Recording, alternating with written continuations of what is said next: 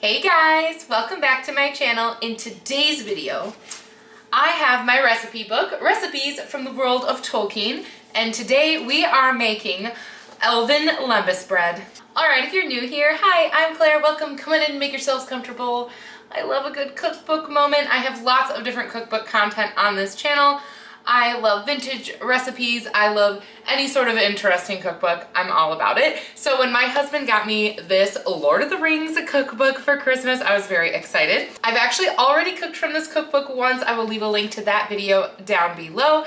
I made some Hobbit second breakfast, delicious like veggie potato cake things. So I will leave that down below. Tonight we are watching The Two Towers and we needed a good snack. So today, instead of Hobbit food, we are moving on to the elves. And of course, their most famous, most important food is lembas bread, which of course is so nutrient dense and lasts forever and makes you so full and is basically a magical food. If you are following along with your own copy of this book, this is on page 55. Lembas bread feeds the soul even more than the belly, helping travelers maintain the willpower to overcome tremendous obstacles and intimidating distances.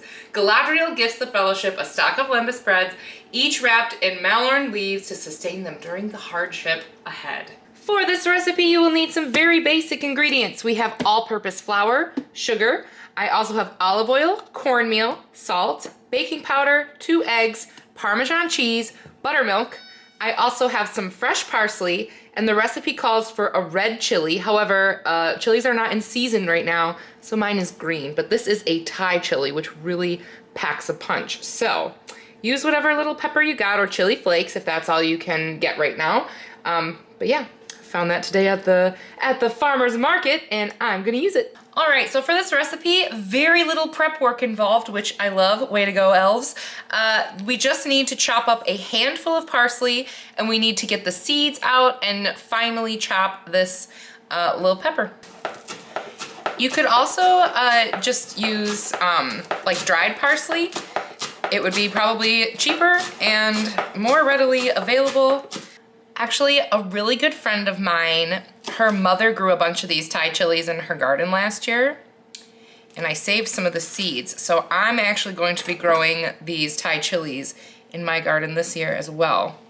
But they are quite spicy, so definitely one of these is enough for the bread.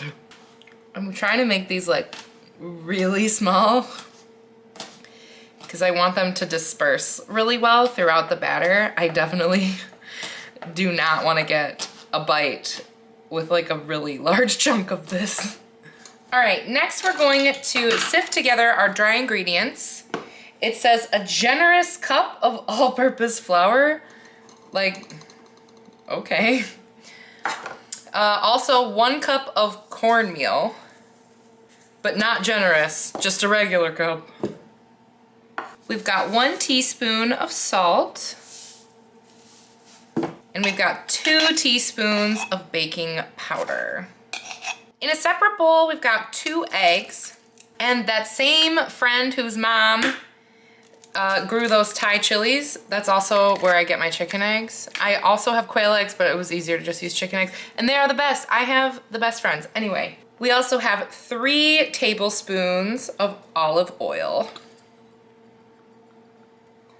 And I bet like a flavored or infused olive oil would be pretty good here. We're also gonna throw in half a pint of buttermilk. This is a whole pint, 473 milliliters. So like 236 milliliters for half.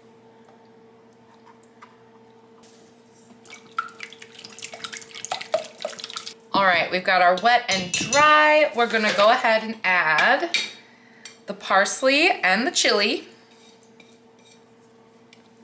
and our grated Parmesan cheese. We need 3 tablespoons of parm. Add the wet to the dry. I feel like it's not gonna be wet enough, but like, I don't know. I guess we'll find out. Yeah, it's a little thick. All right, time to bake. All right, this recipe calls for an 8x8 pan. perfect, although my first instinct was to use cast iron. But I guess probably if I was a hobbit or a dwarf, I would be using cast iron. But since we're elves, I guess it makes sense that they'd use glass. I don't know. I just made that up. I really didn't expect anything like elven to be spicy. Like, I picture them being kind of bland. I don't know. Maybe because they're all white.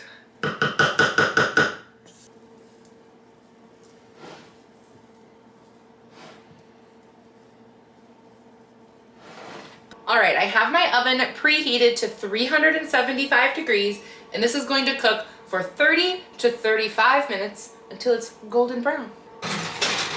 Oh my God, you guys, I was just walking away from the oven and starting to put all the things away. Oh, it's not even hot yet. And I realized that I forgot to add the sugar. I can't believe it. No elf would ever be this bad at this. So I'm gonna try to mix it in now. Because I only bought the one chili, and I can't do this again, so, you know. God, I'm a bad elf. All right, 1 flippin' tablespoon of sugar. God. And if you've ever had cornbread, you know how necessary that is. Okay, I think we caught it in time. You know, it's gonna be fine, guys. Even elves make mistakes.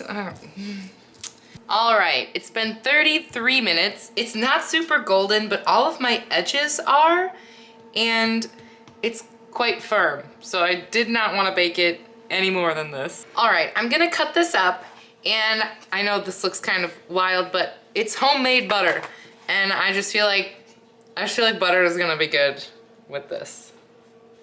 Now, I'm gonna make nice big slices, because if we're gonna make it all the way to Mordor, then our tummies need to be full, am I right? All right, time to taste it. See? We're going by the books and not by the movie, because that looks really crispy, Samwise. But this other stuff, it's not bad. Let's see if it's good. Okay, so remember, this is supposed to give you all the nutrients you need and fortitude. A single bite can fill a grown man's belly.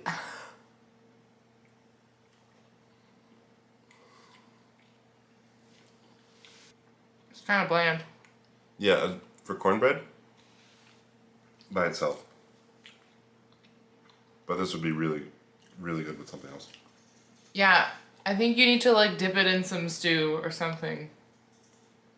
It's a side dish, but it's pretty bland. It needs more salt. I said that about the last recipe from this cookbook. Are we just undersalting everything in this cookbook? I don't know. I mean, it's good. It's also that Thai chili is like just enough to give it some spice without it being like Overpowering. spicy. Like, I wouldn't say it's spicy. Would you say it's spicy? No, but it But you definitely can has... feel the heat like right at the back of your tongue. Mm-hmm. That actually is a clever addition. But I think in the end it'd be better if we had just added parsley and a Thai chili to a box of Jiffy. I will say it is quite dense. Like, you could not sit and eat a whole pan of these. No.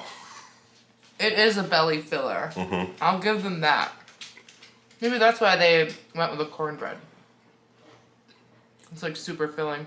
All right, you guys, thank you so much for watching this great lembas bread recipe. Let me know what you thought. Is this what you expected for lembas bread? Because obviously after what we just saw our young hobbits eating, this is not what I was expecting. I was expecting more of like a shortbread. A biscuit. Like biscuit situation. So anyway, I thought this was an interesting recipe to try. Let me know what you thought. Of course, come back for more content like this. I will leave a link to that other video down below of our Hobbit second breakfast. I will also leave a link to this cookbook if you want to buy it yourself. And stay tuned, because for the third movie, we are making, I guess, human food, kind of, right? No. All people would be. All the beings of Middle-earth would enjoy it, so I'm very excited. I'll give you a hint, I bought a whole rabbit today. Anyway, I'll see you guys in my next one. Thanks for watching, bye.